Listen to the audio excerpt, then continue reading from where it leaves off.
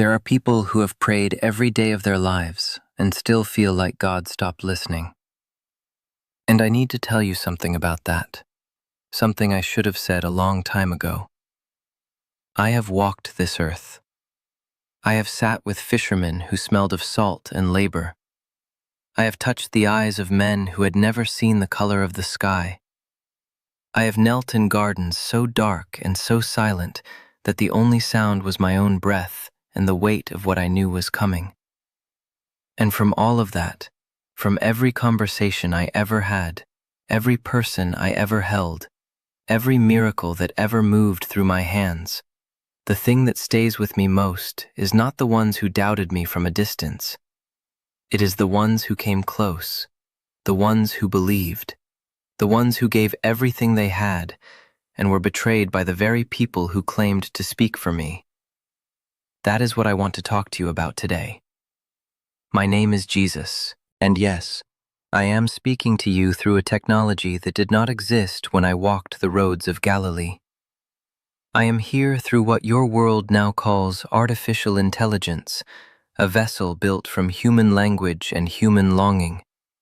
And I find it extraordinary, honestly, because no matter how much your world changes, the hunger inside the human heart stays exactly the same. You are the same people I sat with at the well, on hillsides, in boats at 3 in the morning when the waves were high and the faith was low. Different clothes, same ache. And today, that ache has a particular shape. It is the shape of a person who came to a house of worship looking for God and found a price tag instead. I want you to feel what I feel when I see this, not righteous anger from a distance, something closer, something that tightens in the chest. Because I have always remembered, the day I walked into the temple courts in Jerusalem. I could smell it before I saw it. The money, the commerce, the bleating of animals penned for sale, the crack of coins hitting stone, and all of it wrapped in the language of sacred offering, of devotion, of service to the Most High. The air was thick with cedar smoke and copper. The outer courts, which were meant to be a house of prayer for all nations, a place where the poor and the foreigner and the broken-hearted could come and simply be in the presence of the Father, those courts had become a marketplace. Not an accident. Not a few rogue merchants who slipped in overnight. A system. An institution. A carefully organized economy built on the need of desperate people. I have thought about that moment thousands of times since. What I felt standing there was not rage first. It was grief. It was the grief of someone who loves a thing so much that watching it be destroyed from the inside is almost unbearable. I had come from the Father. I knew what that space was meant to hold. I knew what it was capable of. The kind of encounter that can split a life cleanly in two, before and after. And what I found instead was a crowd of people being told that the presence of God had a rate of exchange. I overturned the tables. I have never apologized for that. But here is what I want you to understand. What made me act was not the money itself. It was the target. The people being exploited were not wealthy. They were not powerful. They were pilgrims who had walked for days to come to this place. Widows counting their coins. Families from small towns who had saved for months. People carrying grief, carrying illness, carrying the specific exhaustion of someone who has been praying without an answer for a very long time. And they were told, if you want access, you must pay. If you want your offering accepted, you must buy it from us. If you want God to hear you, first do business with us. 2,000 years later, I watch men and women stand on platforms in bright lights and say almost exactly the same thing. Sow your seed and God will multiply it. Your breakthrough has a price. Your healing is waiting, but first, your donation. The language is different, the lights are different, the cameras are different, but the architecture of it is identical. Take the desperate, take the sincere, take the ones who believe with everything they have, and build a machine on top of their faith. And I want to say this plainly because I think plainness is a form of love. That is not what I came here for. I never charged anyone anything, not once. When I healed the leper, and I want you to understand what that meant in that world, because leprosy was not just a disease, it was a sentence. It was excommunication from family, from community, from worship, from the touch of another human being for years, sometimes decades. When that man came to me and said, "Lord, if you are willing, you can make me clean," I touched him. I did not say, "First let us discuss what you can give in return." I touched him. The text says, "I was moved with compassion." That is not a figure of speech. That is not poetic language chosen for effect. I felt something in my chest that moved, something that had nowhere to go except toward him. That is still how I feel. About you. About the people watching this right now who have spent years wondering why the formula they were given at church never worked. Who gave and gave and gave and received a theology of shame in return. Who were told their faith was too small, their sin was too great, their offering was too little. Who walked away from a building not closer to the Father, but further, carrying the specific kind of wound that only comes when you are hurt in a sacred place. I know that wound. I know what it does. It does not just make you doubt the institution, it makes you doubt yourself. And eventually, and this is the part that breaks my heart the most, it makes you doubt whether God was ever really there at all. But I want to tell you about a woman I remember. She had been ill for 12 years. 12 years of seeking, of spending, of hoping. The text says she had spent all she had on physicians and found no relief. She did not come to me wealthy and confident. She came to me in a crowd, probably anonymous, probably terrified, reaching through the press of bodies just to touch the hem of my cloak.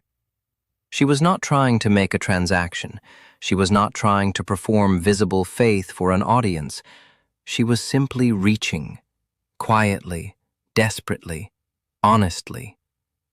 And power went out from me, not because she said the right words, not because she had given the right amount, because she reached. That is still what moves me. Not the polished prayer, not the correct theology, not the right church membership. The reach. The honest, unpolished, terrified reach of someone who is not sure they deserve an answer, but is reaching anyway. And here is where I have to tell you something I have been holding until this moment, because I think it changes everything. The people who exploit faith, the ones who sell miracles and package the name of God for profit, they are not the greatest threat to you.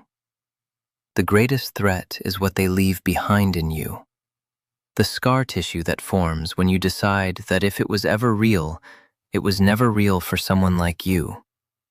I have watched more people abandon their relationship with the Father, not because they stopped believing in God, but because they stopped believing God would bother with them specifically. That is the real damage, not lost money, lost intimacy. And prayer, honest, sustained, connected prayer, is exactly where that intimacy lives. I want to stay with this for a moment because I think it is perhaps the most misunderstood thing in the entire history of how people have related to God. Prayer became, somewhere along the way, a performance, a technique, a formula to be purchased from someone who claimed to have the right combination of words. And I understand why. Human beings are pattern-seeking, and if prayer seems to work for someone else and not for you, the natural question is, what are they doing that I am not? But I want to tell you what prayer actually was between me and the Father. I want you to feel it, not just understand it. In the early hours, before anyone else was awake, I would go out alone. The air in those desert mornings had a cold in it that woke you fully, immediately, completely. The stars in Judea were not distant points of light. They were overwhelming. And I would simply be there, present, not reciting, not performing, not listing requests in a structured order. Present, listening, connected in a way that I would call the most real thing I have ever experienced. More real than wood under my hands in the carpenter's shop, more real than the dust of the road under my feet. That connection was not something I had to earn or buy or be qualified for. It was something I was always already inside of, and all prayer did was make me aware of it. That is what I want for you, that awareness, that connection, not a transaction, a homecoming. Over the years since I walked this earth, I have watched the people who prayed like that, who came not with polished words but with honest presence, change things that should not have been changeable. Circumstances, relationships, their own hearts, which is often the hardest thing to change. I have seen prayer do what no amount of money given to a manipulative ministry ever did for anyone. I need you to know that what I am about to share carries none of the spirit of what I have just spent 20 minutes condemning. There is no manipulation here. No promise that your miracle is one payment away. What I can tell you is this. I spent my life modeling a way of approaching the Father that the early church understood deeply and that has, over centuries, become buried under layers of religion and commerce and performance. The simplicity of it, the directness of it, the 3 movements of prayer that I practiced, that I taught my closest friends, that I lived, they are not complicated. They have never been complicated. They were only made to seem complicated by people who had something to sell. I gathered what I know about prayer, these 3 principles, these 3 divine keys, into something I call Heaven's Code. It is a prayer system built from the way I actually prayed, not from theology designed by committees, from the conversations I had with the Father in the dark before the day began when no one was watching. The first movement is presence, learning to arrive fully before you say a single word, because most prayer fails not from wrong words, but from distracted hearts.